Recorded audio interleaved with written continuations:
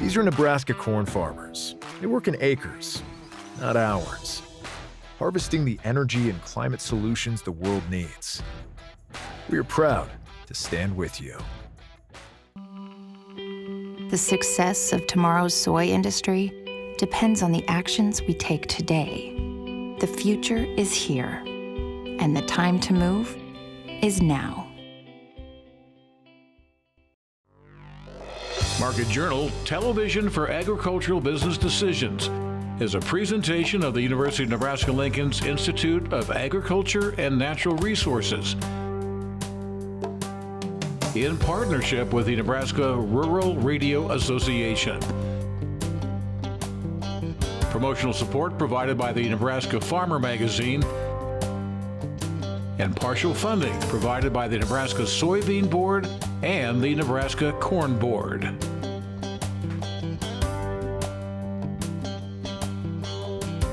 Hi everyone, I'm Brian Duskett and welcome to this week's episode of Market Journal. This week we're taking a look back at the Nebraska Ag Expo, where one company is offering an innovative solution when it comes to offsetting fertilizer costs. Plus, we'll explore efforts to find new markets for U.S. beef exports. Later in the broadcast, Mike Briggs, he will be sharing his insights when it comes to the cattle markets. And as always, Eric Hunt is standing by with your weekly weather forecast. Up first today, more extension events set to be here before you know it, including the 2025 Beef Feedlot Roundtable Workshops. Set for February 18th through the 20th, these workshops invite feedlot owners, managers, employees, and allied industry members to join the Nebraska Feedlot Extension team. This series will dive into timely topics focused on feedlot management. So our goal as Nebraska Extension is to extend all of the information that we've both learned from our own research, but also that we've heard out in industry at various conferences and conventions over the last year. And so it's a great opportunity for, number one, networking and camaraderie with fellow feed yard related individuals, but also to hear the latest and greatest and updates on research and feedlot management and nutrition. We invite the feed yard sector, so that would include the owners, operators, employees, and allied industry to come and join us for the Beef Feedlot Roundtables. We're going to be discussing hairy heelwort, which has become a bit of a challenge for some of our feed yard operators, both in Nebraska and in other states in the United States. And so we're going to have Dr. Becky Funk with GP VEC in to talk about that, and she's going to go over how maybe we can have some strategies and management of that hairy heelwort within the feed yard. And then we're going to have special guest Dr. Pete Anderson with Midwest PMS talk about the key to a successful feed yard, and that would be people management. So within the feed yard sector, we are challenged to find employees, but once we do find those employees, we really want to be sure that we retain them. And so Pete's going to go over how to properly manage employees and ensure that those employees are assisting you with managing your feed yard day to day. I'm going to be discussing some implant strategies, and those will be strategies for implants that have been on the marketplace for multiple years, but then also an implant that just came on the marketplace in the fall of 2024, used within the dry lot backgrounding sector. And so we will have a research update with Dr. Galen Erickson from the University of Nebraska. He's going to be discussing our new Klosterman Feedlot Innovation Center and the first research trial that has begun in our new expansion of the feed yard, as well as all of the research that we've done in feedlot nutrition and management over the last year.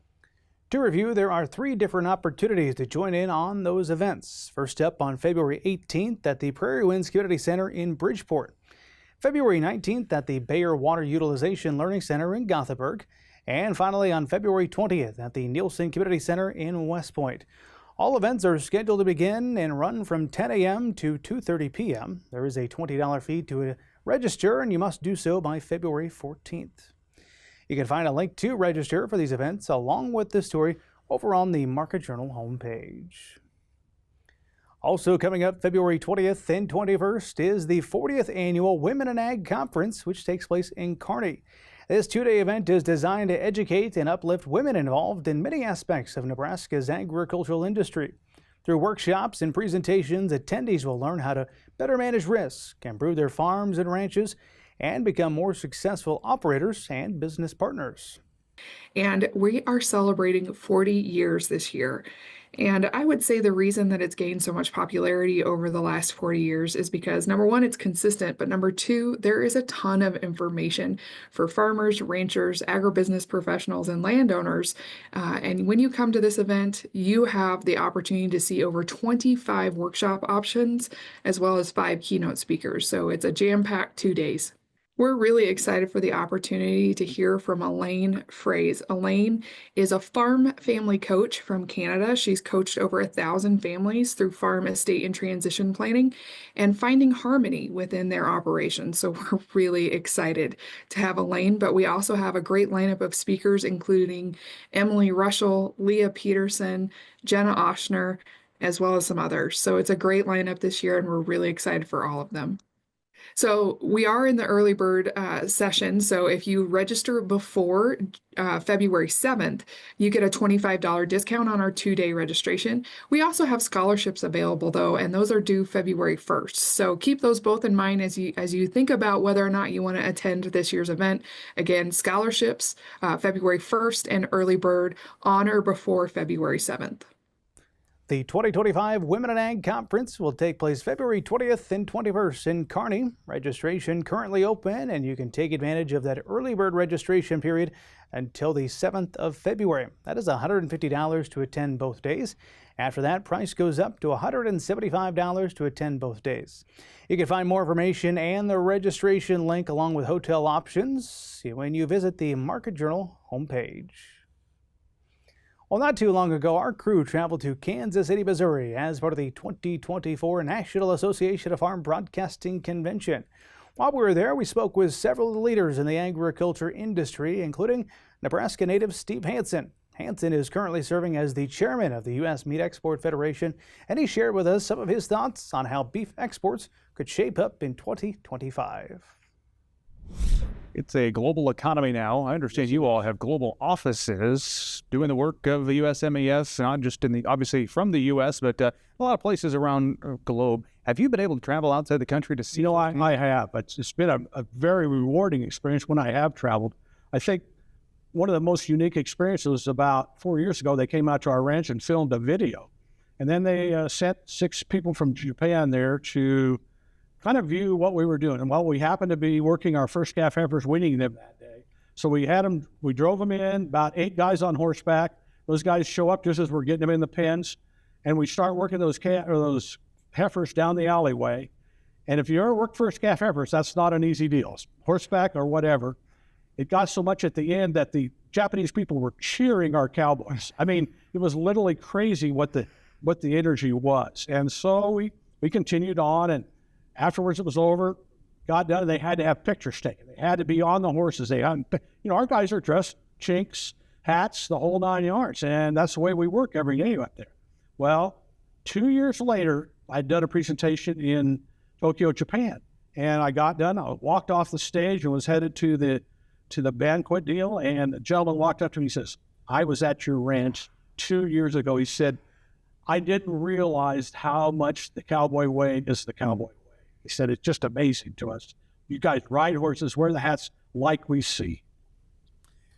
When it comes to spreading the word of what's happening with USMEF and trying to get more people buying red meat outside the country, what's the key to success? Where do you see opportunities? The key to success is probably our quality.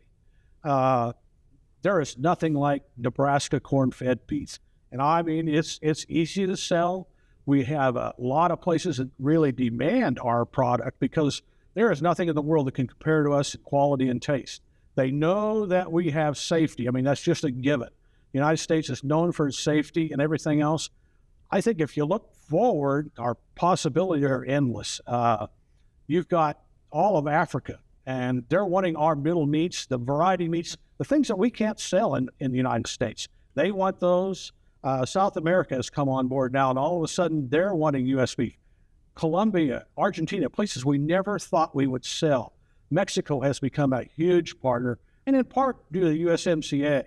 But it's because of the trading partnership and the trust they have in our product, the quality, the taste, and the safety. USMEF, for short, U.S. Meat Export Federation, is funded by a number of different groups, including some of the checkoff organizations. Talk about the funding structure and why that's important to the overall mission. Well, I think a lot of people don't realize how valuable the checkoff is. We take the checkoff and we're basically allocated money at the Beef Promotion Operating Committee, and that's where they invest the 50 cents of the national dollar. And we give a presentation at that group, and then they decide how much money to award us. We take that money then and couple that with government funding, RAP and MAP. They got all sorts of acronyms, but basically in this most recent program, RAP funding is for kind of underprivileged countries. And USMEF had such a good track record investing all these other funds that we were one of the first ones they came to with this RAP funding. And we were spending it in some of the underdeveloped countries like Africa, the Near East, places like that we had not broken into before. Any particular things on the horizon for 2025 as you serve as chairman of this group you're most excited about? No, I'm hoping that as a group, we in agriculture point toward the same common goal. USMEF has 9 sectors, and we do a pretty good job of all pointing in the same direction. And I'm kind of hoping that U.S. agriculture does that same sort of thing, because realistically, we are not very many in number compared to the whole world. And so we need to speak as one voice. And I think the goal of, like I said earlier, putting U.S. red meat on the world's table is a great one. Now, if you'd like to learn more about the U.S. Meat Export Federation and how their work impacts operations all across the heartland, get all the details by visiting usmef.org. Well, speaking of meat exports, it's time to turn our attention over to the markets. And joining the program this week was the owner and operator of Briggs Feed Yard near Seward, Nebraska, Mike Briggs. Here's our conversation from Wednesday morning. Mike, let's start here. Can you give us your current perspective on the state of the cattle markets? Current state of the cattle market is on fire. Last time I talked to you guys, I was a little bit hesitant, a little bit pensive on the market, because typically it goes really good into about the 10th of December, and then we kind of slide all the way down towards the end of January.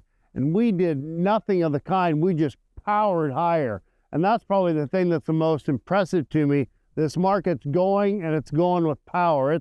It's not even stair-stepping, it's just rocketing higher. Why? Well, cattle supplies, they're not there. Even though people have full feed yards, there's not a lot of fat cattle around right now. And much to everyone's amazement, demand is hanging in there much better than anybody ever thought it would. Okay, let me ask this. Are you seeing any shifts when it comes to buyer behavior or packer activity due to the weather disruptions we've observed? Yes and no. You've seen the grinds are going really well because meat is really expensive. So it's not like everybody's rolling in there and buying a steak every day, even though they are buying them. But you're seeing a lot more ground product going through the retail. The thing that amazes me, every time I go out or anywhere you look, these restaurants are full.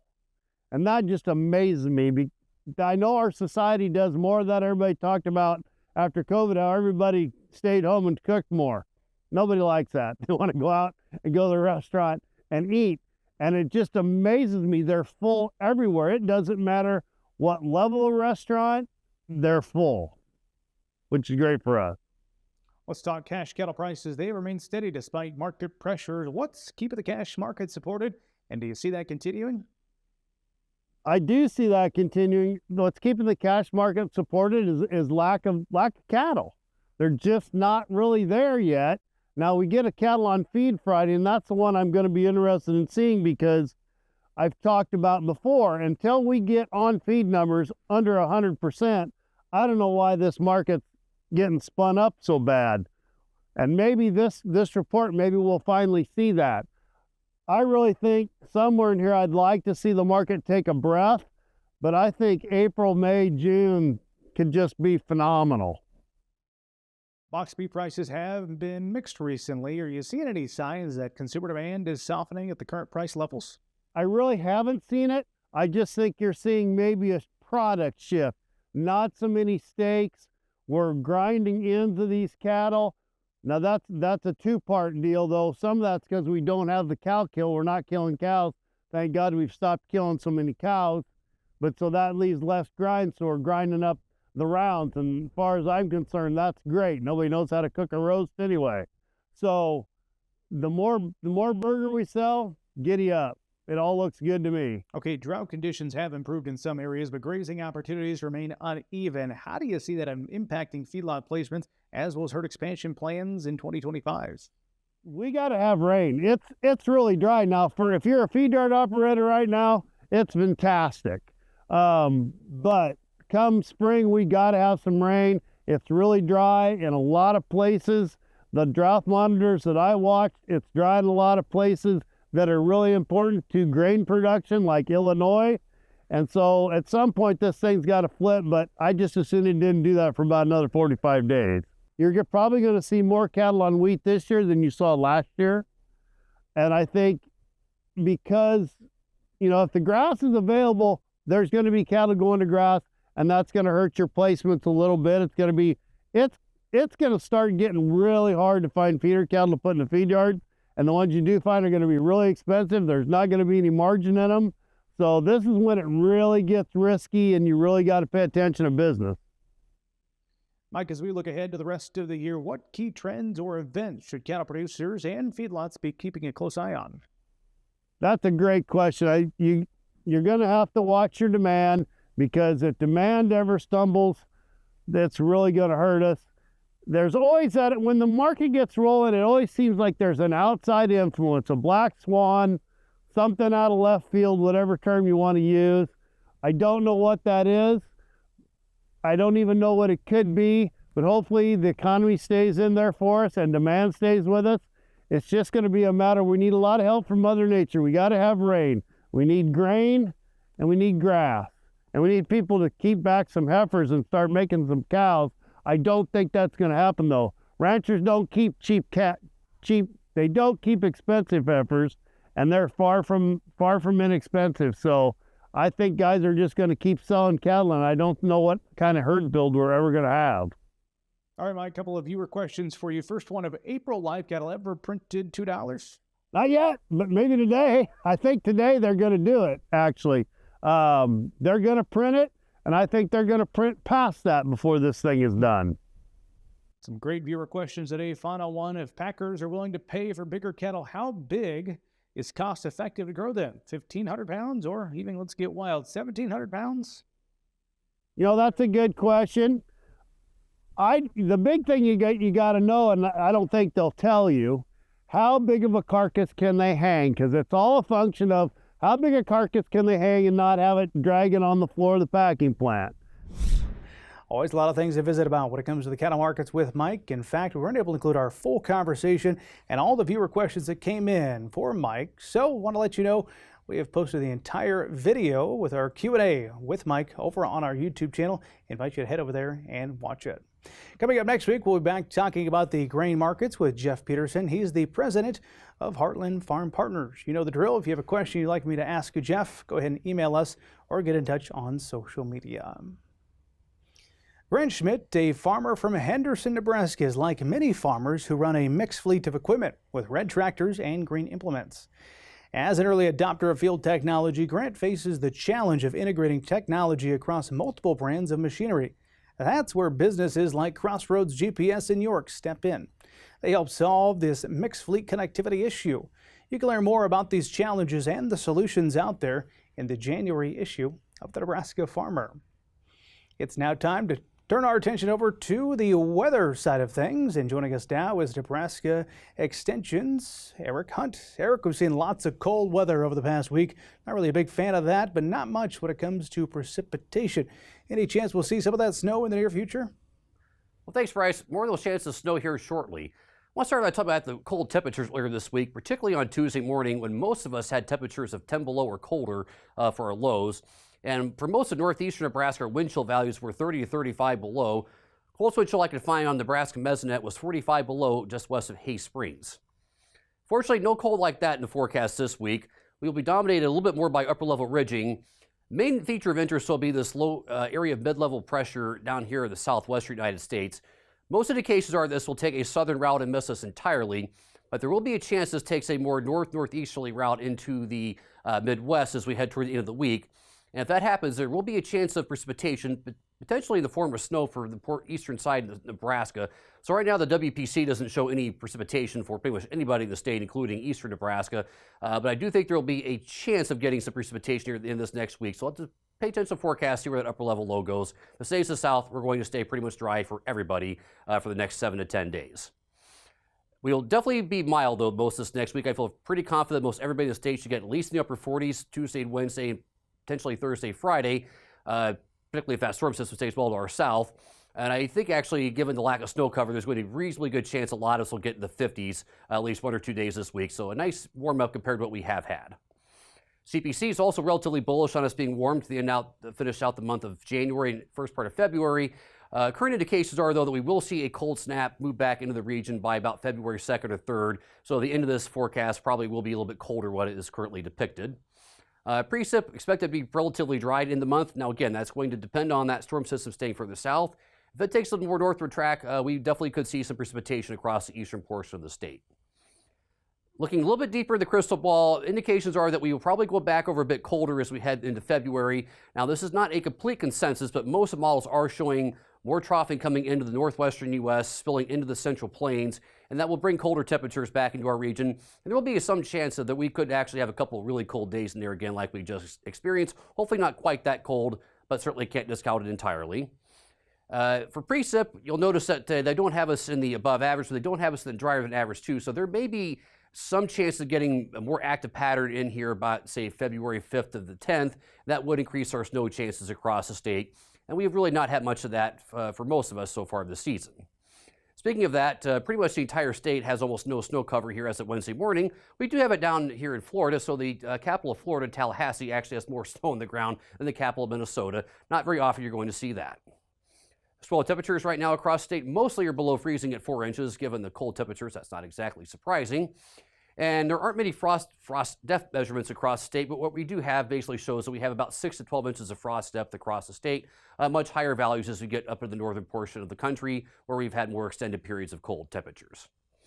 The drought monitor does show that we did see some expansion of that moderate drought from North Platte down toward McCook.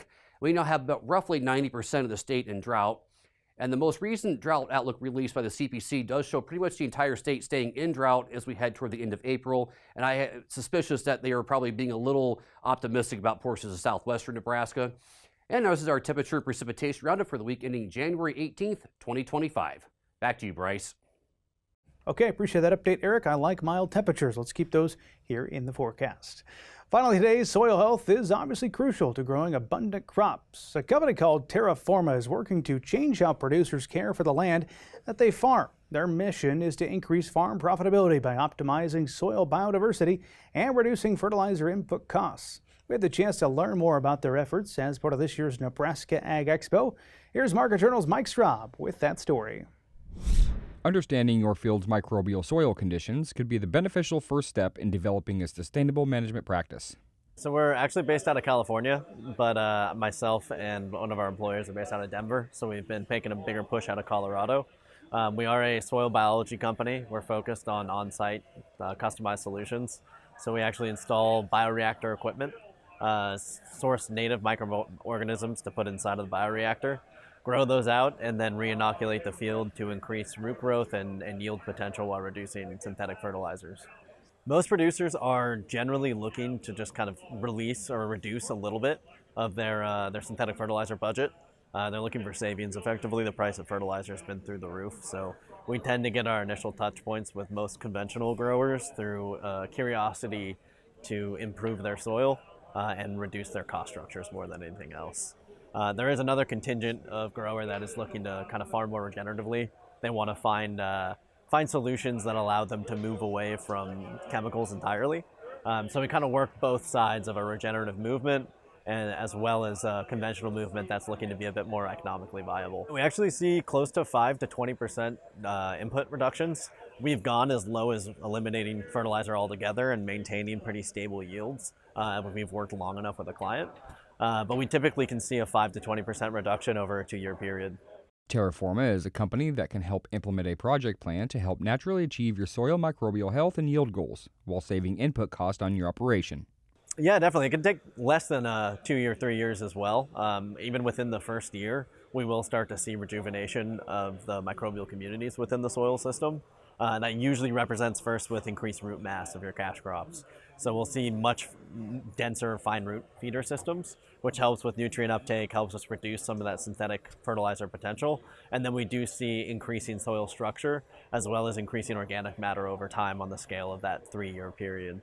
Largely, we do a lot of consultation as well. We work a lot in regenerative practices, cover plants, helping bring some autonomy back to growers, decouple them from the supply chain of fertilizer and chemicals, and help leverage their natural landscape to help them produce more effectively. So if there are any growers looking to get involved with that type of program where we can help to bring more profit into the farmer's pocket and less into big agricultural companies' pockets, that's kind of our end goal at the end of the day. If you have soil, biological, or foliar tests on hand, reaching out to Terraforma to go over that data for free could assist in creating a specific plan for your soil and potentially increase your return on investment. Yeah, we have different results in different crops. We work a lot internationally as well as within the U.S., but in soybean we see over 500% ROI. We've seen in some of our clients' crops, we've seen over 7,000% ROI in crops like sugarcane, where we're able to apply to a much broader area. Our system has a 2-month application cycle, and if we're in the tropics or warmer climates, we can leverage that to get 6 applications a year, whereas in the States, because of temperate climates, we tend to get 1 to 2 applications a year. So that does reduce our application area to about 500 acres per system. But we do see these large ROIs because we push the cost of these applications a bit lower.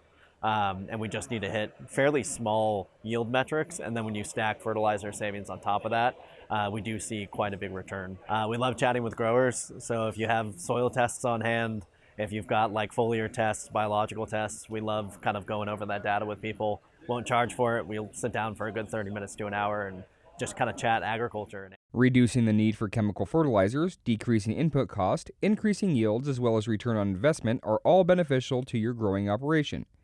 Gaining knowledge about your soil's microbial health is an important first step in reaching your goals. Reporting for Market Journal, I'm Mike Straub. Now, if you'd like to learn more about Terraforma and how they can improve the soil quality on your operation, you're encouraged to look them up online by visiting terraformasoil.com. Well, folks, that's about all the time we have for this week's show. If you did miss one of our stories, be sure you follow the Market Journal team on social media and subscribe to the Market Journal channel on YouTube. We'll hope to see you back here next time, but until then, I'm Bryce Duskett, wishing you a safe and productive week.